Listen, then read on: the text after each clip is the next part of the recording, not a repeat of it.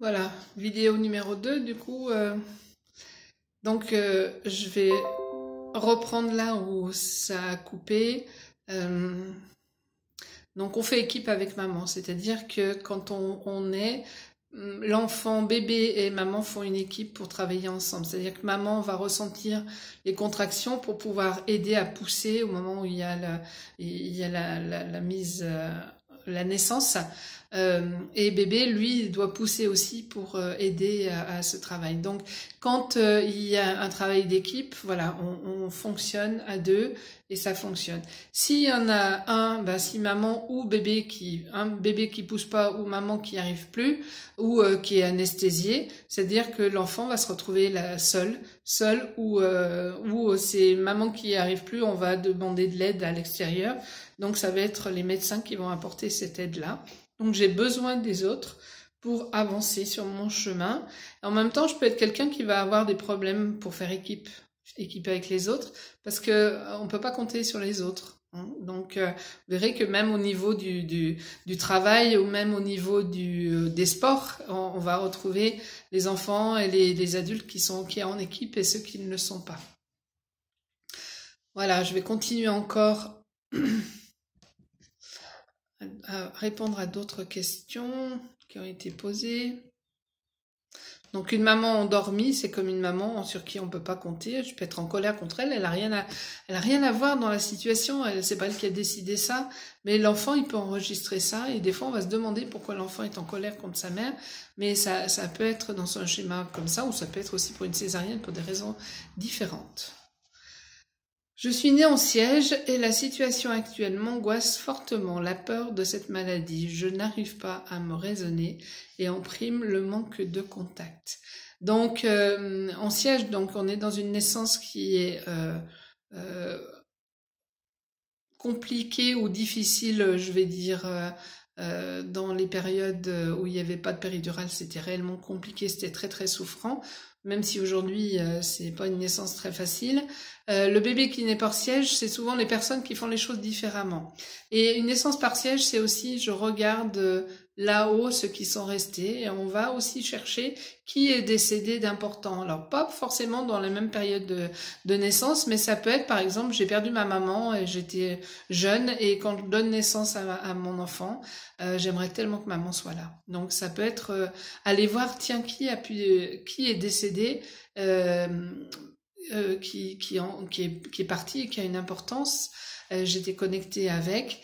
Et le siège, oui, c'est aussi naître à reculons, faire les choses différemment. Ça, c'est un atout important parce que c'est des personnes souvent qui vont avoir une vision différente, faire les choses autrement. Et c'est un bel atout que de faire les choses autrement. Encore quelques...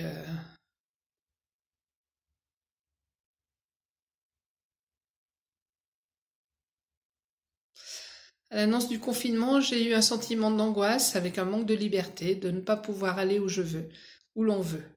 Cette semaine m'a permis de me poser, je suis beaucoup plus sereine, je ne me fixe pas d'objectifs et je fais à mon rythme quand j'ai envie. C'est vraiment un très bon conseil là, c'est vraiment de faire les choses moment après moment, jour après jour. Alors vous avez peut-être des choses, vous vous dites bon bah il faut que je fasse ça, j'ai pas rangé, il faudrait que je range ça. Alors faites une liste de ce que vous voulez faire, posez ça sur papier.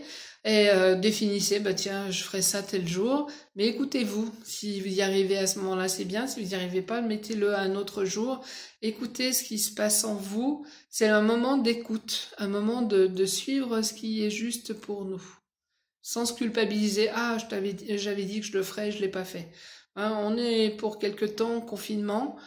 Donc profitez de ces moments pour vous écouter, vous ferez les choses parce que si j'écoute, si je me suis dit bah tiens je vais faire ça puis j'en ai pas envie, bah je vais le faire mais voilà. Et si je me dis bon non, je le ferai peut-être un peu plus tard, mais si autorisez-vous à ne pas le faire à ce moment-là parce que vous le sentez pas, vous verrez que peut-être dans une heure vous aurez envie de le faire et que ça sera un pur moment de bonheur et que vous allez avancer beaucoup plus vite. Respectez-vous, c'est vraiment ça. Si vous êtes confiné chez vous, que vous sortez pas à l'extérieur pour travailler, prenez le temps d'écouter ce qui résonne en vous. C'est important, vraiment.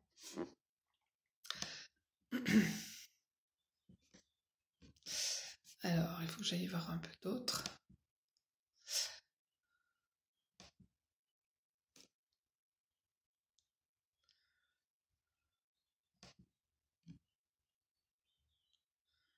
Je fais avec les deux, c'est un peu...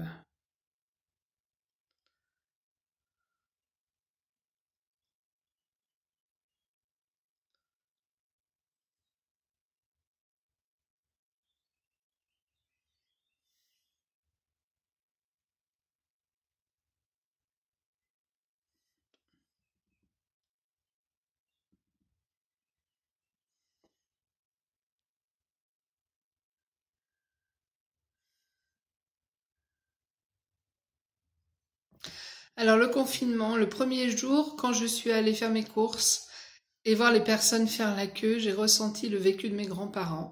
Et pour moi, actuellement, je le ressens bien. Et depuis, j'ai plus mes parents, je vois la vie différemment. Merci pour ces conseils. Et c'est voilà, c'est vraiment être. On va se rendre compte de beaucoup de choses qui se sont passées euh, pendant ces périodes guerre après guerre. Il y a aussi toutes les personnes hein, qui, alors que soit eux, soit les générations d'avant, ceux qui ont dû quitter l'Italie, qui ont dû quitter l'Espagne.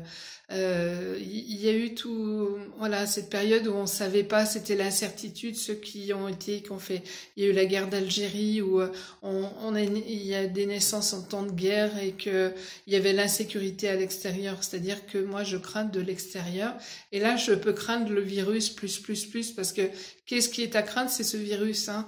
Donc, ce virus, il peut me faire peur plus que pour d'autres personnes.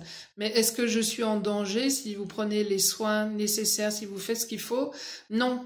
Il faut réellement voir que oui, il y a ce risque. Mais si vous regardez, c'est les personnes qui sont fragilisées, qui peuvent être plus atteintes. En tout cas, il y en a plein qui ont eu ce coronavirus et qui ont guéri.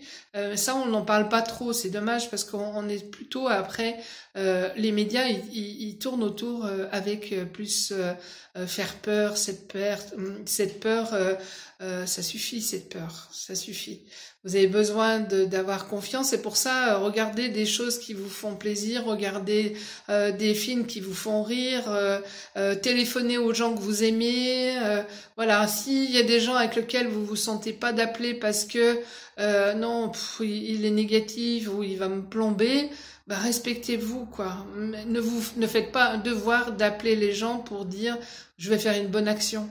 Si c'est une bonne action pour faire une bonne action, non. Si ça me fait plaisir de l'appeler, oui. Mais faites-le, écoutez réellement vous, écoutez-vous parce que c'est à l'intérieur que vous savez si c'est ok. Ne vous forcez pas à faire les choses. Il y a des choses. J'ai remarqué nous on est 4 en confinement et du coup on est quand même très souvent tout seul. Bon, on a la chance d'avoir une grande maison, mais comme un besoin de se retrouver aussi seul. C'est comme si non seulement ce qui se passe dans l'univers, l'énergie, dans le monde, mais on sent que c'est aussi intérieur. On a ce besoin de se retrouver seul. Pas forcément. Oui, on a cette facilité de pouvoir communiquer au téléphone, par Internet, mais on n'a pas forcément, en tout cas, moi, j'ai pas forcément envie d'y passer beaucoup de temps. Voilà, je le fais. Je passe un certain temps par jour, mais j'aurais pensé que j'aurais occupé plus mon temps à ça, alors que mon besoin profond, c'est de pouvoir, oui, accompagner, passer un bon moment comme je le fais là maintenant, mais aussi me détendre, être bien, aller faire mon jardin, me poser, écouter des vidéos qui sont constructives. Voilà, moi j'écoute quelqu'un qui est important dans ma vie, c'est Eckhart Tolle qui écrit Le Moment Présent. Des gens qui vont expliquer, voire qui vont mettre leur point de vue de ce qui se passe d'une façon qui me semble constructive, donc je vais écouter et je prendrai ce qui me correspond. Et puis ça fait du bien. Ça fait du bien, plutôt que d'aller écouter les infos pour qu'ils nous disent bah il y a tant de morts de plus, et puis là bah c'est venu toucher là, et puis c'est le monde entier, ça on le sait. Ça, on sait. Et d'où ça vient, pourquoi, voyez toutes les vidéos qu'on a pu voir, j'ai reçu des quantités de vidéos, oui, mais ils le savaient avant, et puis c'est la faute de ça. Et ça, j'ai envie de dire, on s'en fout maintenant. C'est là. Donc vivez le moment présent. Protégez-vous de ces énergies qui pourraient vous faire descendre en énergie. Construisez l'intérieur, parce qu'une fois que c'est construit à l'intérieur, même si à l'extérieur vous écoutez les infos, même si vous regardez des choses comme ça, vous ne serez pas perturbé de la même façon. Et même si c'est momentané, des fois c'est ah ok, non, allez, je me recentre. Et en se recentrant, on va repartir dans quelque chose qui est confortable. Je vous conseille aussi, pour accompagner ces moments, c'est de prendre un cahier, un carnet. Vous allez pouvoir noter comment vous vivez les choses, simplement pour dire de poser. Alors quand c'est fort émotionnellement, vous pouvez faire ça sur une feuille que vous aurez peut-être envie de brûler. Hein, vous le posez sur papier et vous allez... voilà, je me sens, j'ai peur. On peut partir avec peur. Vous pouvez aussi écrire une lettre sur ce que vous vivez aujourd'hui. Imaginez que vous écrivez à votre meilleur ami, la personne qui viendra pas, qui ne vous juge pas. Vous allez poser, dire voilà, moi je vis ça comme ça, puis j'ai peur de ça, puis je me sens bien avec ça. Et vous allez voilà écrire tout ça. Une fois que vous aurez écrit votre lettre, vous la lirez à voix haute. Et puis après, vous pourrez brûler votre feuille si vous le sentez. Ou la jeter, enfin faire quelque chose. Parce que là, on va travailler dans tous les sens. C'est-à-dire que vous allez poser sur un papier quelque chose. Donc, ça sera plus là, ça sera posé. Vous allez lire à voix haute. Donc, écrire, ça fait marcher le toucher avec le stylo, le visuel parce que vous allez voir ce que vous écrivez. Quand vous allez lire à voix haute, ça va vous faire marcher, fonctionner l'auditif et le kinesthésique, parce qu'en ressenti, vous allez sentir des choses. Et là, vous aurez travaillé dans tous les sens. Et là, je peux vous promettre que c'est une belle libération. Moi, je vous invite vraiment à faire ces exercices. Et voyez ce que vous avez envie de faire, comment le faire. Mais ça peut être des bons exemples. Accueillez chaque situation comme elle se présente. Revenez à l'intérieur d'où il y a des questions qui sont à se poser. Comment je me sens? Là, maintenant, comment je me sens? Là, je me sens posée. À quoi je pense? Là, rien pour moi. Il n'y a pas de pensées qui sont là. Et qu'est-ce que je fais? Ben là, je suis après parler avec vous. J'ai un stylo dans la main. Et voilà. Et je me vois en même temps dans cette vidéo. Voilà. Donc, posez-vous ça. Posez. Qu'est-ce que je sens? Qu'est-ce que je pense? Qu'est-ce que je fais?